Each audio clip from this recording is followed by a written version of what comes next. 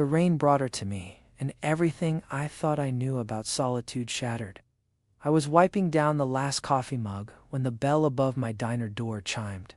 11:47 p.m., well past closing time. The neon open sign had been dark for hours, but I'd forgotten to lock up again. Same mistake I'd been making for 3 years.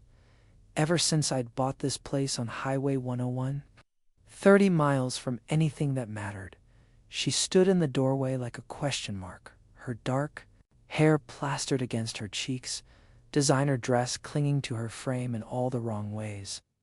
Water pooled at her feet, each drop hitting the worn linoleum with a soft, rhythmic percussion that seemed to echo the beating of my own startled heart. "We're closed," I said, though my voice came out gentler than I had intended. Her eyes green, like sea glass, met mine across the empty diner. "I know." She stepped inside anyway, leaving wet footprints on my freshly mopped floor. "My car's abandoned." The words hung between us, heavy with meaning I couldn't yet understand. I sat down. The mug studied her face.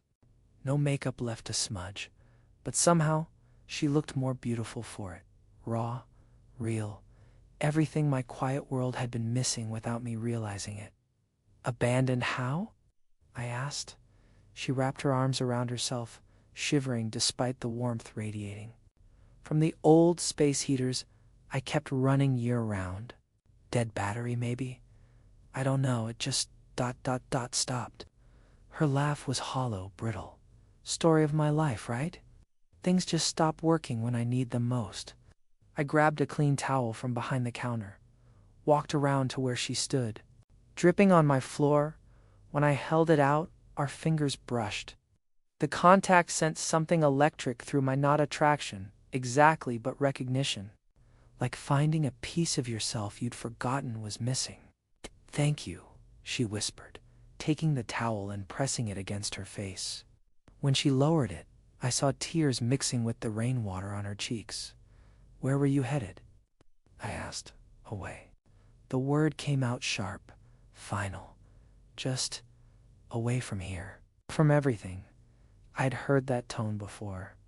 In my own voice 3 years ago, when I'd driven this same highway with my entire life packed into the back of a pickup truck, running from people who were supposed to love me, from expectations that felt like chains, from a version of myself I couldn't stand to be anymore. "I'll drive you anywhere," I said. The offer surprised us both. I saw it in the way her eyes widened, felt it in the way my heart kicked against my ribs like it was trying to escape. I hadn't made an impulsive decision in years.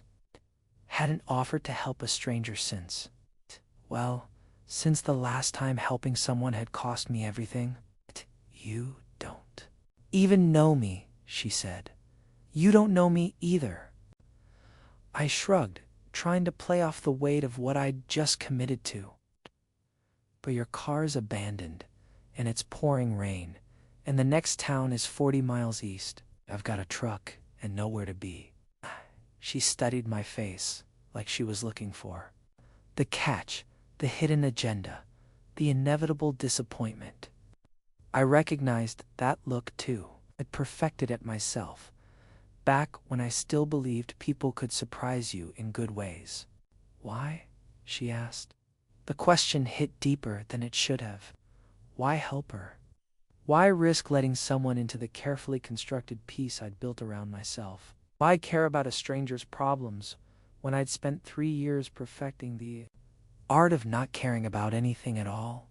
"Because," I said, and realized I didn't have a better answer. "Because sometimes people need somewhere to go, and sometimes other people need to be the ones who take them there." Her smile was small, sad, and somehow hopeful all at once. "Okay. If you're enjoying this unexpected encounter between two strangers on a rainy night, hit that like button and let me know in the comments. Have you ever found yourself in a situation where a stranger's kindness changed everything?"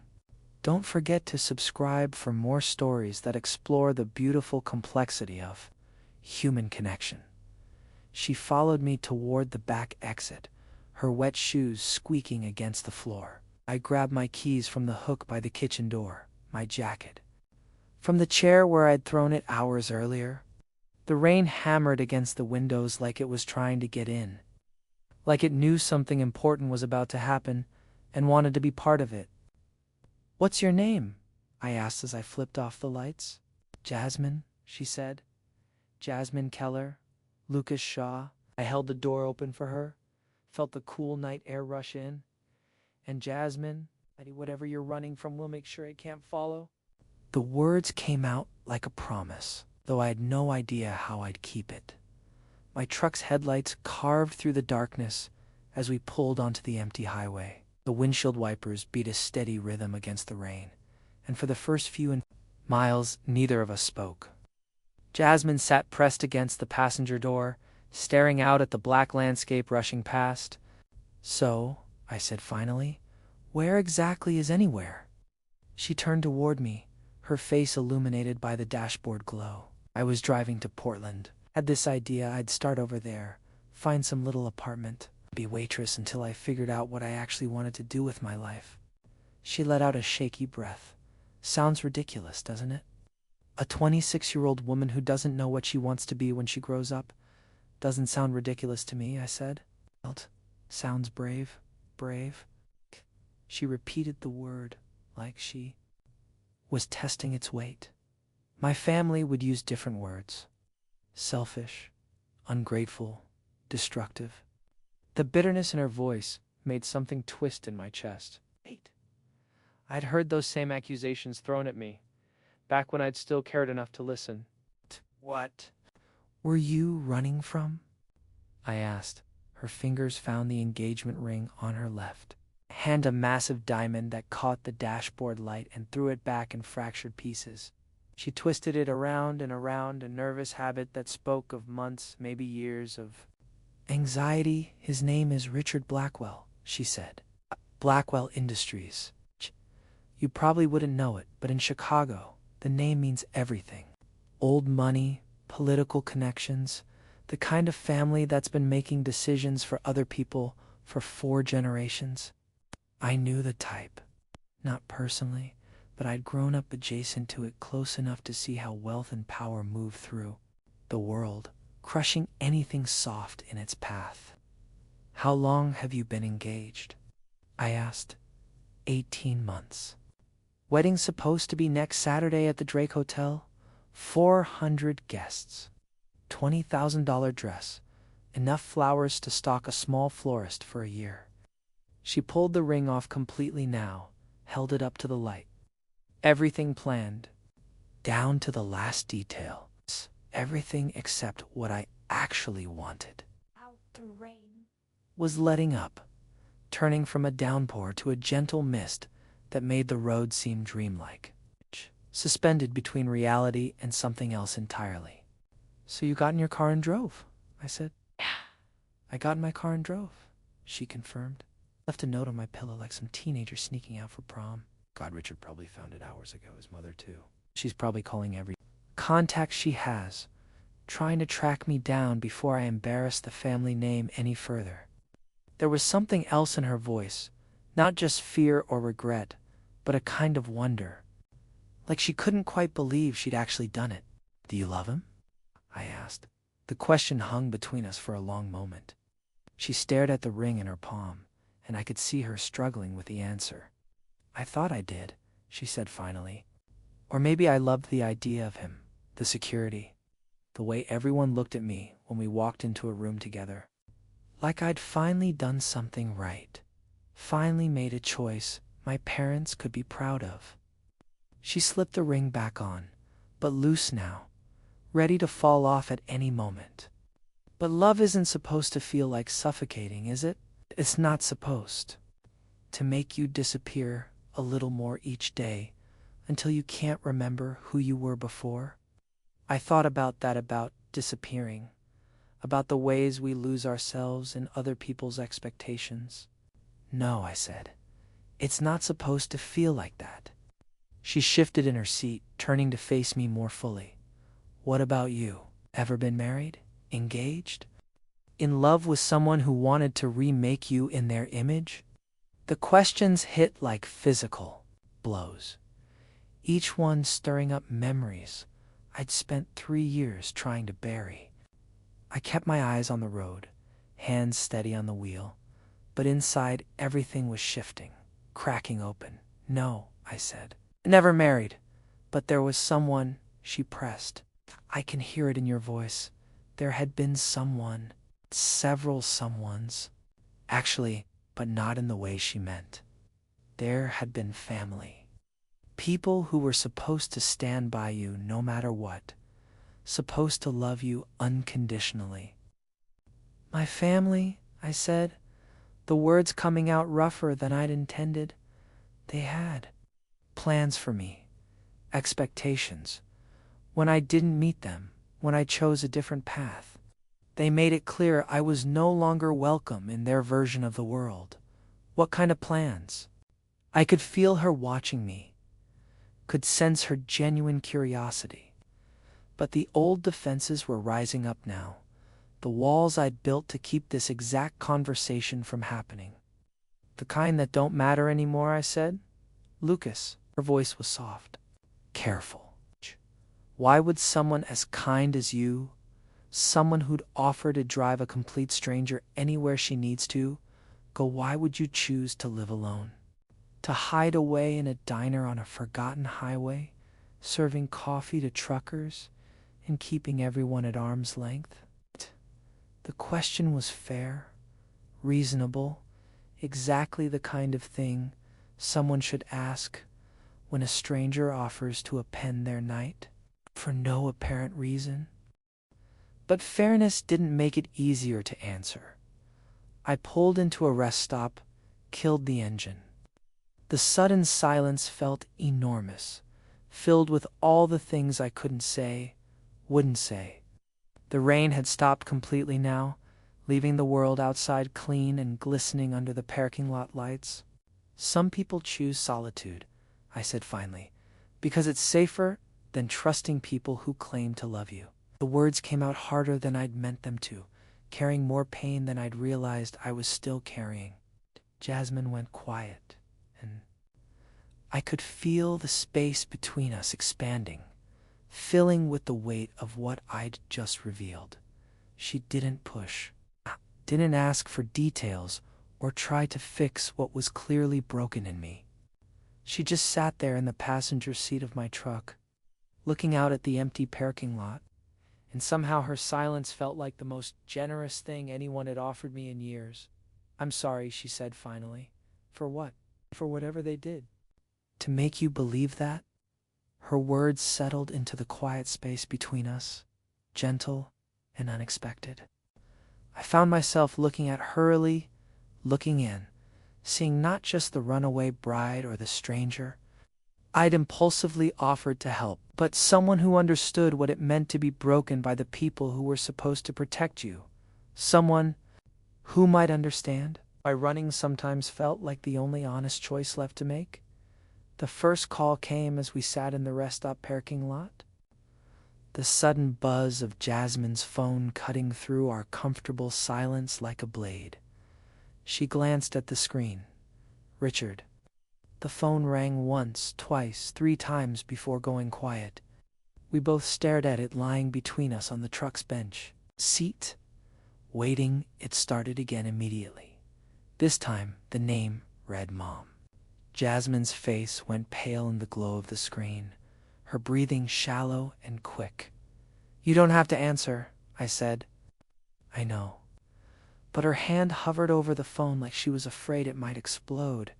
The ringing stopped, then started again. Dad, this time? Jesus, she whispered. They're taking turns. The calls kept coming. Richard, her mother, someone named Aunt Claire. Each ring seemed to grow more urgent, more desperate. The phone's screen lit up the cab of my truck in harsh blue intervals, and I watched the panic building in Jasmine's eyes with each missed call. They know, she said. They all know. A text message appeared, then another, then a flood of them. The phone buzzed continuously now, vibrating against the seat like an angry insect. Jasmine picked it up with trembling fingers, scrolled through the messages. Her face crumpled as she read. "What do they say?" I asked. "Richard says he loves me. That we can work through whatever's wrong." Her voice was flat, mechanical. "Mom says I'm destroying the family, that generations of reputation are at stake. Dad, ... She stopped reading, set the phone down. "Dad says if I don't come home by tomorrow morning, I shouldn't bother coming home at all." The finality of those words hit the truck like a physical force. I'd heard similar ultimatums before, felt the cold weight of love transformed into leverage. "Maybe you should go back," I said, though every part of me rebelled against the suggestion. She whipped around to face me. "What? I'm not saying you should. I'm saying maybe you should consider it. These people, your family, your fiancé, they're not just going to disappear because you drive to Portland. Money and connections have long arms, Jasmine. They'll find you eventually. So what? I should just surrender. Go back and marry a man I don't love because it's easier than fighting." The phone buzzed again. Richard's name flashed across the screen, and this time Jasmine grabbed it, swiped to answer. "Richard," even from my side of the truck, I could hear his voice through the speaker. Loud, frantic, demanding to know where she was, who she was. When she was coming home, "I'm safe," she said. "That's all you need to know right now, Jasmine, sweetheart. You're not thinking clearly. Whatever's got you upset, we can fix it. My mother's already called Dr. Hendricks. He can see you. First thing Monday morning, get you back on your medication. I'm not sick, Richard. I'm awake. Maybe for the first time in 2 years, I'm actually awake. You left our wedding dress hanging in the closet and drove off in the middle of the night? That's not awake. That's a breakdown. Just tell me where you are, and I'll come. Get you. We'll handle this quietly. Make sure nobody has to know. Handle this." Her voice rose, like I'm some kind of PR problem that needs managing. I wanted to take the phone from her, to tell this Richard exactly what I thought of men who treated women like broken things that needed fixing. But this wasn't my fight. This was hers. "Jasmine, please. I'm trying to protect you, to protect us. You know what the media will do if they find out the Blackwell wedding has been ... postponed? The business implications alone." She hung up. The truck fell silent, except for the sound of her ragged breathing. "Protect me," she repeated, her voice hollow. "He wants to protect me the same way you'd protect a valuable asset. Keep it locked up safe where nothing can damage it." This time she declined the call without looking at it. "You know what the worst part is?" she said. "Part of me wants to go back. Part of me wants to believe that going back would be easier, that I could find a way to be happy in that life if I just tried harder. But you can't," I said. Double quotes, "No, I can't." She looked at me, her eyes bright with unshed tears. "How do you do it, Lucas? How do you live with the choice to walk away from family? Doesn't it eat at you every day, wondering if you made the right decision?" The question hit deeper than anything Richard had shouted through the phone. Because she was right, it did eat at me every single day. "You want to know what happened?" I said. "Why, I really ended up in that diner, serving coffee to strangers and pretending I chose solitude." She nodded. "I had a business, small construction company I built from nothing over 8 years. My brother was my partner. My parents were investors. We were bidding on the biggest contract of our careers, a development project that would have set us all up for life. I could feel the old anger rising, the betrayal still fresh after all this time. 2 days before the final presentation, I found out they'd been meeting with the client behind my back, planning to cut me out of the deal, restructure the company. Push me into some meaningless advisory role where I couldn't interfere with their vision? Your own family? Blood doesn't guarantee loyalty, I said bitterly. When I confronted them, they said it was for my own good, that I was too emotional, too attached to the workers, too willing to sacrifice profit for principle. They offered me a buyout enough, money to disappear quietly and never cause them trouble again. You took it, I took it. Net.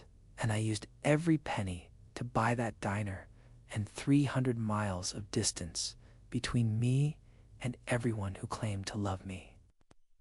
My confession, but now it lit up again. More texts, more missed calls, an endless stream of demands disguised as concern.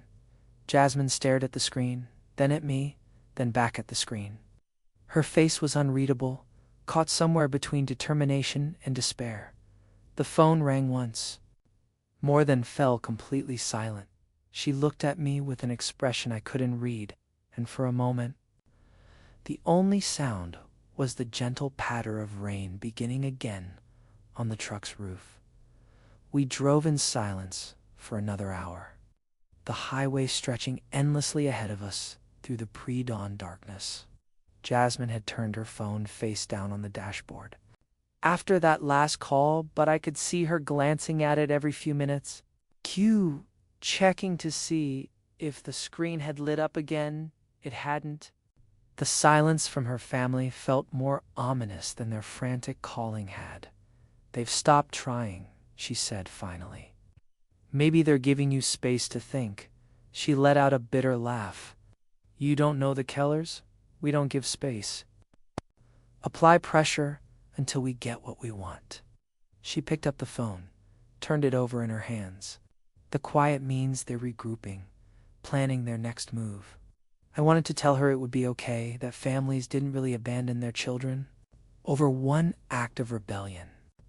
But I'd learned 3 years ago that families were perfectly capable of cutting loose. Anyone who threatened their carefully constructed narratives, what do you think they're planning? Richard's probably already hired a private investigator. My father's likely calling in political favors, having the state police keep an eye out for my license plate. My mother, she paused, considering. My mother's probably rewriting the wedding guest list, crafting a story about food poisoning, or exhaustion that explains why the bride needed a few extra days of rest. The matter-of-fact way she laid out their strategies made my chest tight. This wasn't paranoia. This was intimate knowledge of how her family operated. Accumulated over 26 years of being their project instead of their daughter, and if they find you, they'll bring me home. Quietly, efficiently, with minimal damage to anyone's reputation.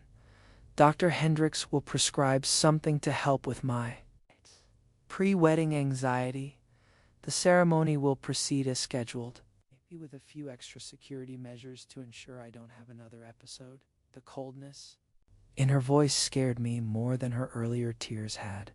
This was what defeat sounded like, not crying or rage, but a flat acceptance of capture. We crested a hill, and suddenly the horizon began to lighten.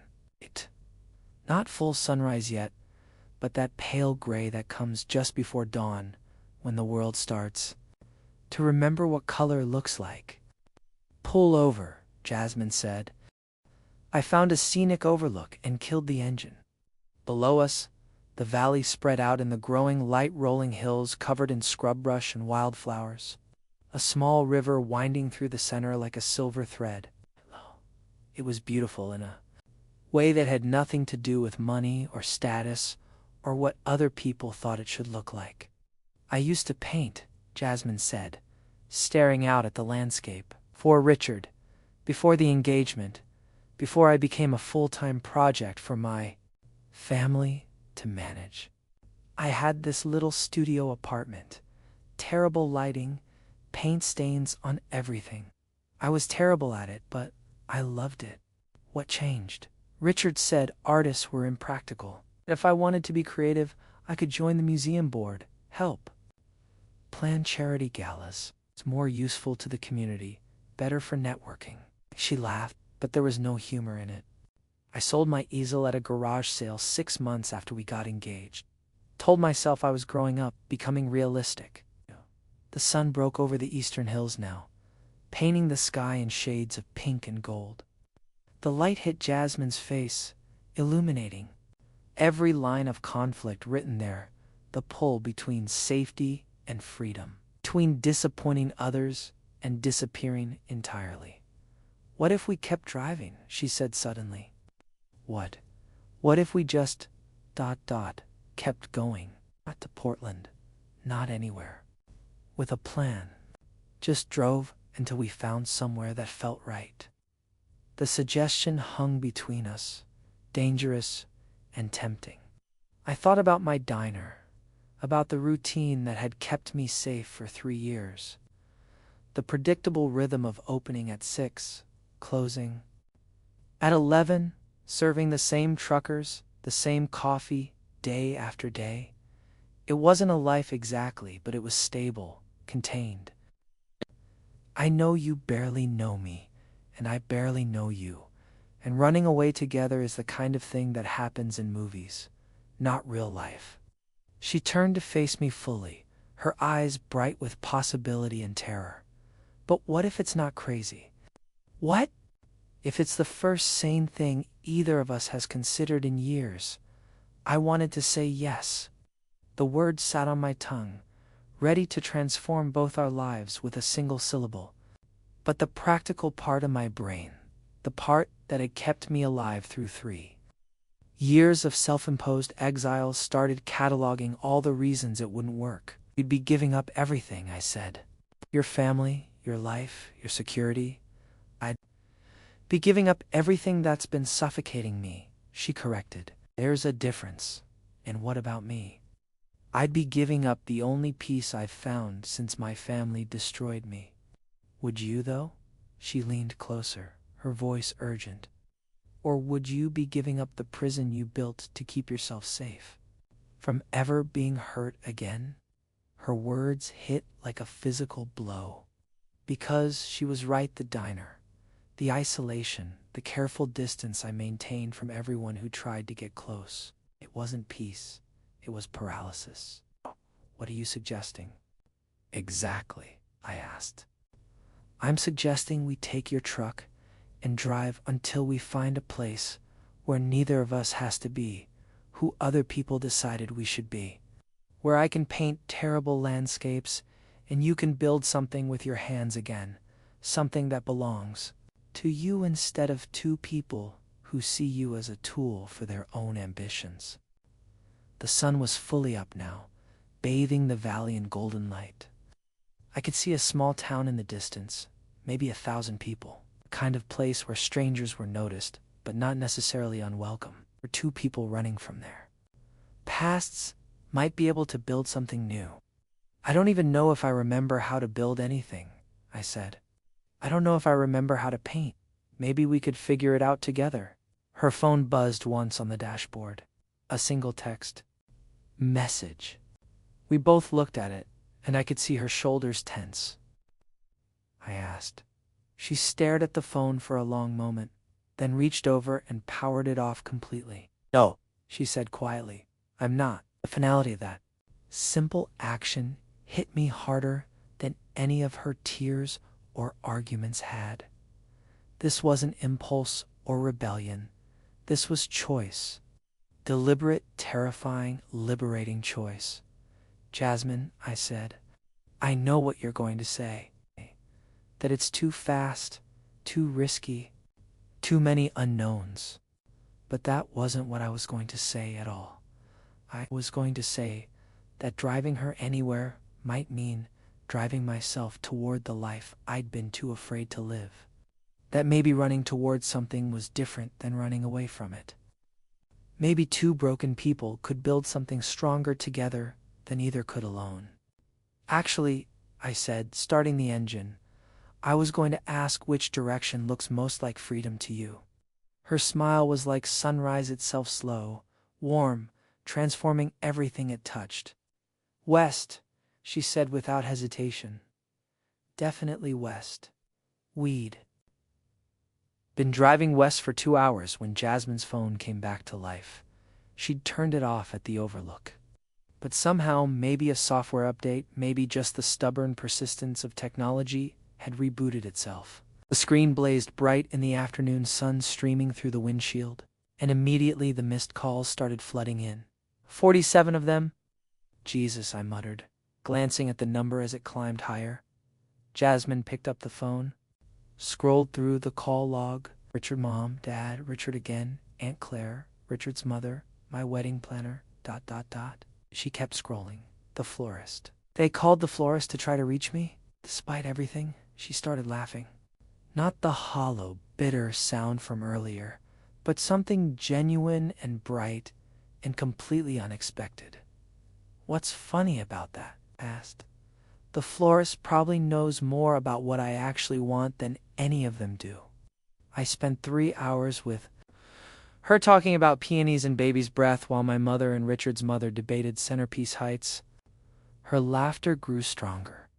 Mrs. Patterson, that's the florist, she's the only one who asked what flowers made me happy instead of what would photograph well. The phone started ringing again. Richard's name flashed across the screen, insistent and demanding. You know what? She rolled down the passenger window. The highway wind whipped through the truck cab, carrying the scent of sage and wildflowers. For a moment, I thought she was just letting in fresh air, clearing her head before deciding whether to answer. But then she held the phone out the window. Jasmine, what are you? Goodbye, Richard, she said to the still ringing device. Goodbye, Mother. Goodbye to 400 people I barely know, eating overpriced chicken and pretending to care about my happiness. Tst, she let go. I watched in the rearview mirror as her phone tumbled through the air, bounced twice on the asphalt, and shattered into pieces that scattered across 3 lanes of highway. A semi-truck rolled over the largest fragment a moment later, grinding it into electronic dust. The silence that followed was profound. No more buzzing, no more glowing screens, no more electronic leashes, connecting her to a life she'd never chosen. To feel better, I asked. Feel free, she said, and the word hung between us like a promise. We drove through small towns with names I'd never heard. Millfield, Cedar Junction, Haven's Rest, places that existed on maps but felt like secrets tucked away from the main arteries of commerce and ambition. In one of them, we stopped for gas and coffee, and the elderly attendant told us about a cabin for rent on the other side of the mountains.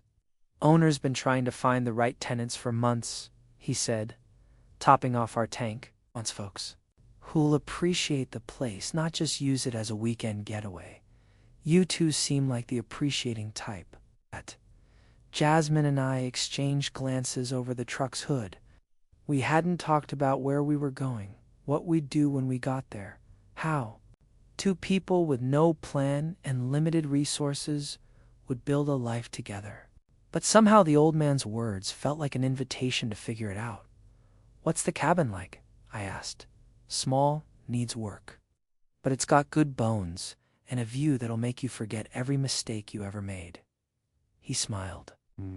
Previous owner was an artist, left behind an easel and everything. Jasmine's breath caught. I saw her hand move instinctively to where her engagement ring had been, but she'd slipped it off somewhere around. Mile marker 127, and left it in my truck's cup holder like loose change. Is the owner particular about references? I asked. Nah. Just wants to know you'll stick around long enough to make it worth his while. This isn't the kind of place you rent to people who scare easy. We've got directions to the cabin, bought supplies for the next few days, and continued west as the sun began its descent toward the horizon. The landscape grew more rugged, more wild, more like the kind of place where 2 people could disappear completely and call it home. Are you scared? Jasmine asked as we climbed into the foothills. Terrified, I admitted. You, terrified, she agreed. But it's different than the fear I've been carrying. Feels like ... possibility, like being scared of something wonderful instead of something awful. I gripped the steering wheel tighter, but my heart felt lighter than it had in years.